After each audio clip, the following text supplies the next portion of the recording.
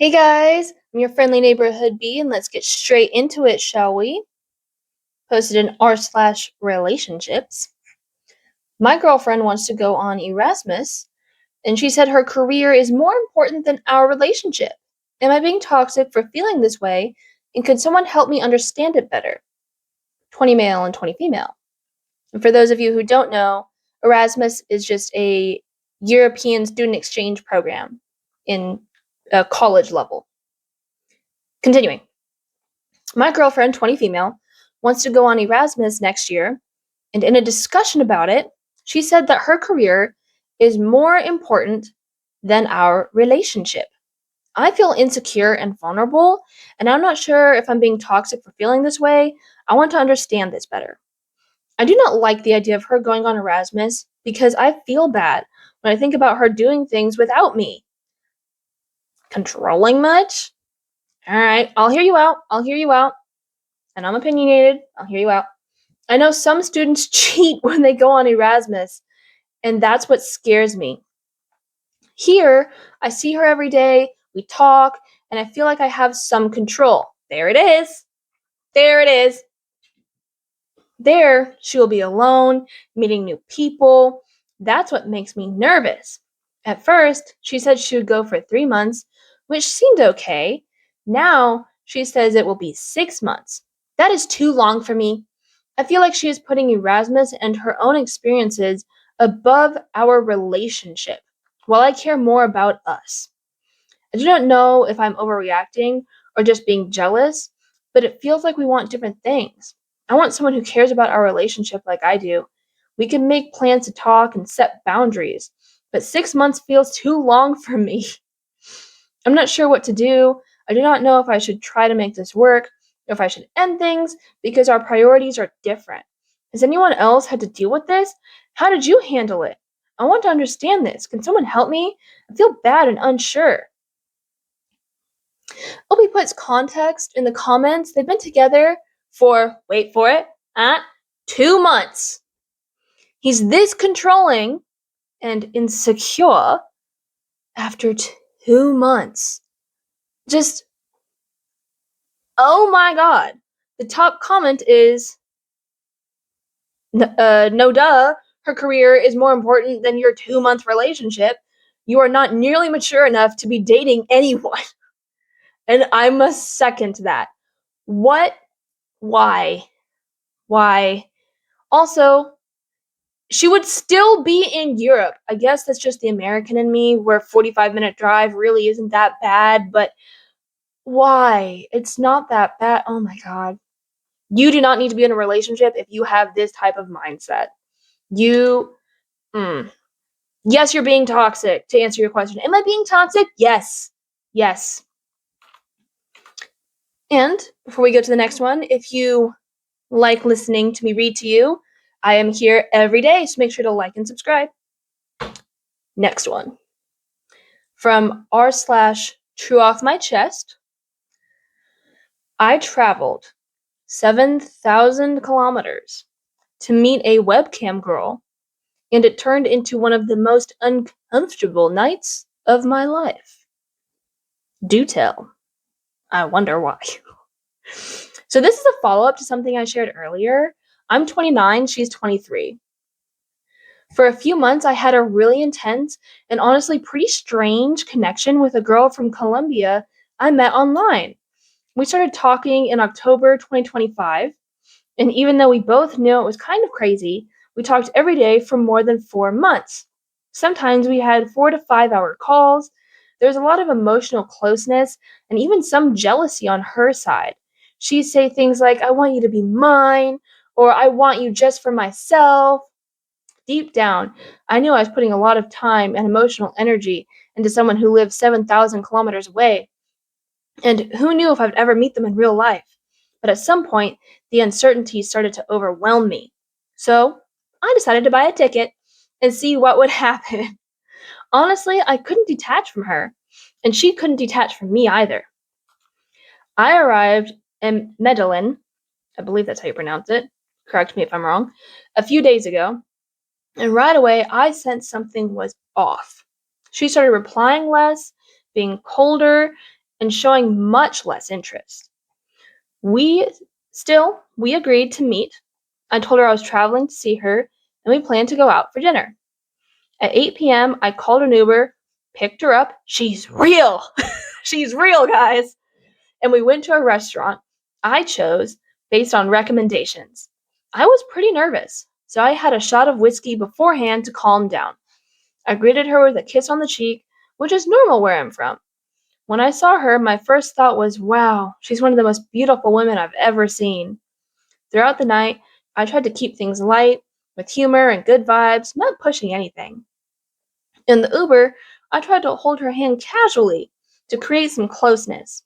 It felt like shaking hands with a corpse. Jesus. There was zero response. She was completely stiff. That was my first clear, okay, something is wrong moment.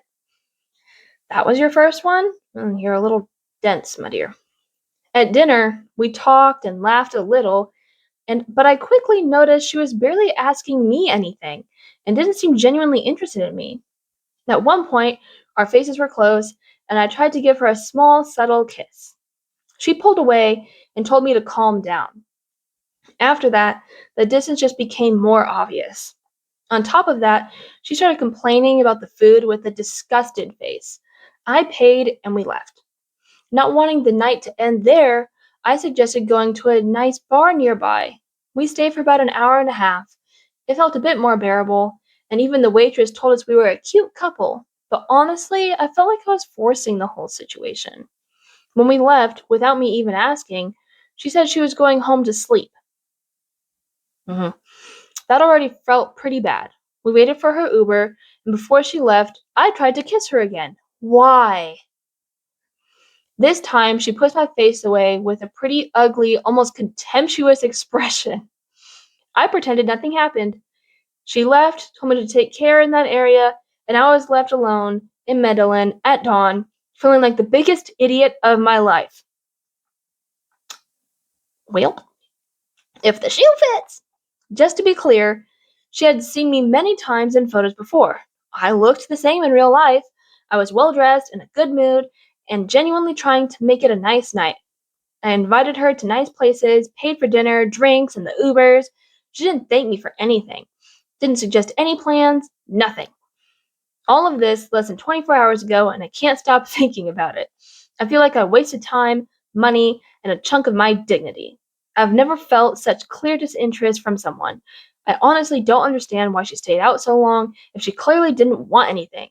I feel used, ridiculous, and pretty vulnerable. Honestly, you seem like a piece of work yourself. Didn't want anything, so she owes you something? To make it worse, on the way back to my apartment, I sent her a few messages. She replied to some, but she didn't answer my last one. I knew coming here was a risk, but I didn't expect it to feel this humiliating. The only good part is that I genuinely love the city and still have a few more days here. But yeah, this whole situation has been pretty surreal. Any advice would really be appreciated right now. We're reading the updates, because OP's a liar! Liar! Update number 1. Yes, folks, she asked me to visit her for over a month straight and was telling me that I was taking too long, etc. Everything was agreed upon in some way. I wasn't planning on going if it weren't for the fact that she insisted so much. In fact, I often thought about not going and ending it. Update 2, we are both single. Liar! Edit 3, after 24 very difficult hours, I decided to take action and meet a new girl in a very casual way. She turned out to be super friendly, polite, grateful, took me to see beautiful places in the city. We ate typical foods. Everything was super natural and intimate, with genuine interest from both of us and good conversations. Blah, blah, blah, blah. Blah, blah, blah. Let's see. He eventually did leave the city. He left the girl that he was talking to, and he asked her if she would like to see his country. We have things in the comments. If you look at OP's history, at the time that he started talking to this cam girl, they were both in relationships. That little snake. They are both snakes. They're both buttholes. They're both cheaters. Oh, I was single. Now you're single. Now you're single. Uh-huh. Yes, you are in fact single now. You weren't when you got there. You liar. Liar. Also, something really funny. Someone asked him, how much have you spent on her so far? Around 1.5K. Jesus. Yeah. So a thing is, for cam girls and things like that, it is a trope, for lack of a better word, to be like, oh, I really want to see you. I really want to see you, blah, blah, blah, blah, blah. But I just don't have the time right now. So let's just keep chatting here. Let's just keep chatting here. And this cam girl she lost one of the brain cells and forgot that last little bit about let's just keep chatting here.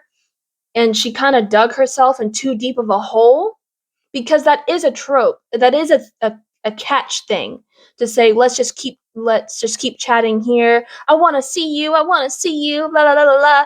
That's a thing. And she stuck her foot in it. And this is why you're here. This is why you've spent almost $2,000 on her. You dumb. You a cheater. You're both cheaters and you're dumb. Next one. That doesn't involve idiots. Next one. r/am I the jerk for locking my office snacks in a safe? I, 35 male, keep snacks in my desk because I skip lunch sometimes. Nothing fancy, just protein bars and almonds. They kept disappearing. Dun, dun, dun. At first I assumed I miscounted. Then I saw my coworker casually open my drawer and grab a bar. When I said something, she laughed and said, office tax. No, no, no, no, no, no. Keep your grubby little raccoon hands out my snacks. I bought a small lockbox and put my snacks inside. It's not even big, just big enough for food. Now people are joking that I'm dramatic and that it makes the office feel hostile. One guy said, what's next? Locking the stapler? If necessary, yes. But nobody's offering to replace what they took. When I asked, they said I should label things if I don't want them eaten. They were in my drawer. I feel petty, but also tired of funding everyone else's hunger. Am I the jerk for locking up my own snacks? No. They need to keep their grubby little trash panda hands out your food. That's not for them. You are not buying food for the entire office. This is not an office lunch. That is management's job. No, no, no, no, no, no. Raccoons. They're little scroungers. Not for you. They think you make the office feel hostile? They make the office feel hostile by stealing. Stealing is wrong. Do not do it. Anyway, thank you everyone for tuning in, and I hope to see you all tomorrow. Bye, guys.